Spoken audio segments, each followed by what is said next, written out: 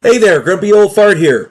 Be sure to check me out over on Rumble. There you'll find all of my stuff from YouTube, plus my political and social commentary and weekly current events, which YouTube frowns on. Links to my Rumble channel, as well as my other YouTube channels, and links to let you order my books are in the description of this video. If you enjoy my content, please like, subscribe, share, and comment. I welcome your comments, even if you disagree with me. Now, on with the video. Hey there, Grumpy Old Fart here. I'm doing a Recon the role-playing game advice video. I'm titling it Brothers in Arms. But before I get into that video, I want to tell everybody that I really hope y'all had a great Christmas and a Happy New Year. I wish nothing but blessings on you. I hope you have a great year. In this new year. I also want to tell you about a book that I recently published. It's on Amazon. It's called The House Off Farrago Road. It's like I said, it's on Amazon. The author's name is H.L. Anderson. It's just a fun story about a house where the denizens are not quite normal.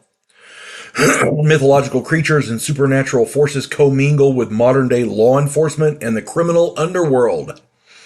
If the quirky weird piques your interest, check out The House Off Farrago Road. Available at Amazon. Okay, Brothers in Arms. As the mission director, your job is to create as realistic a game as possible and to make sure all of your players are having fun. The second part of that is easy in most games, including Recon. One of the hardest things in Recon is to run a realistic game. You can read stories and first-hand accounts, you can watch all of the Vietnam War movies in existence, but none of that can give you any idea of what it was like to actually be there. In the Air Force, I served with guys from all branches who had actually been in Vietnam. I have an old family friend who taught weapons training to the Marines in Vietnam. I talked extensively with all of them, and I cannot begin to explain the insanity that was Vietnam. Most war is insanity. Okay? I've said this a lot. Anybody who likes war is a moron. At the best, they're insane. At the worst, they're a moron. Nobody wants war. War is ugly and dirty and vicious and cruel. War should always, always, always be the last resort. That being said, we have a role-playing game where we get to play like we're in a war. So here we go. One thing I can speak to is the code of brotherhood military members develop when they serve together in foxholes. This brotherhood is like nothing anyone has experienced unless they've been to war and served with other men, and since there's no way to understand it, there's no way to put exactly that, into your game. Here's something I did do in one of my longest running Recon games that approximated that feeling as best as I could. I used a bunch of different NPCs to foster a sense of loyalty in the group. There was a Lieutenant Green. He led the group. He looked out for them above and beyond the call, helped each and every player character on an individual basis, made sure they were looked after. He was their commanding officer in the field, but at the same time, he was like a big brother. He covered for them with the officers above them. He wasn't afraid to fudge a report here and there, just a little bit. I mean, nothing major, of course, but he did this instead, that kind of thing. He looked out for the characters. That fostered a sense of loyalty to them. There was Captain Watkins, the chief surgeon at the MASH unit, who made sure the guys got first-rate care and allowed them extra time for personal stuff at the risk of personal discipline. This guy risked his own cojones in order to help the guys out. He made sure the guys were taken care of. Okay? Sergeant Kimura was the supply sergeant who made sure that the guys had plenty of everything and extras that they asked for, even when it cost him in trades with other units. This guy traded with other units for needed supplies, and sometimes those trades got a few extras thrown in, and he made sure the guys got it. You see what I'm saying? He looked out for the people. He made sure everything was right. Lieutenant Graham was the chopper pilot who risked everything on evacuations. I mean, this guy landed. He defied orders to go in a hot landing zone to get the guys out. I mean, he did this time and time again. He was reprimanded. He had. I mean, his stack of reprimands had its own file, but he looked after the guys. That kind of thing. And there were others, but these were the main four.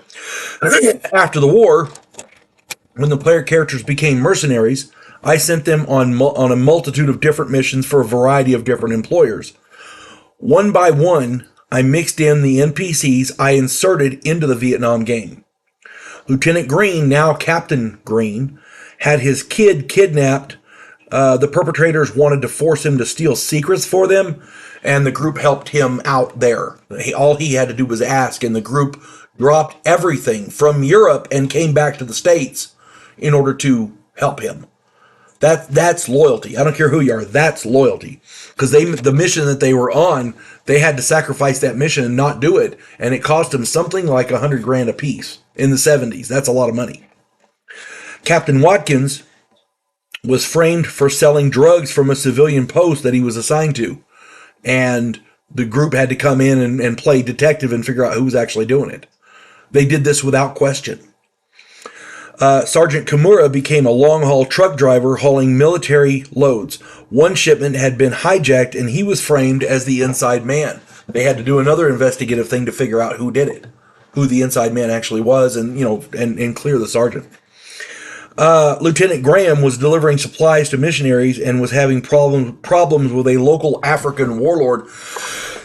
The pilot had gotten captured, and as he landed, the mercenary, the warlord's guys rushed him and got him and dragged him out of the helicopter. Well, the guys had to go on a rescue mission to get him out of there, and they did this without thinking. They weren't getting paid for it. They just said, "Oh, he's in trouble. Let's go." That's the kind of loyalty that you want to develop in this game. The player characters had such loyalty to these men that they rushed to help them with no thought of compensation, no thought of the consequences. The players felt a need to help these NPCs because of a sense of loyalty. In lieu of the sense of brotherhood that I spoke of, I think that that's about as close as to it as that you're going to get in a role-playing game. That's the kind of loyalty you want to impress on these guys. If they can show that kind of loyalty to an NPC, imagine what they're going to show to each other. You see what I'm saying?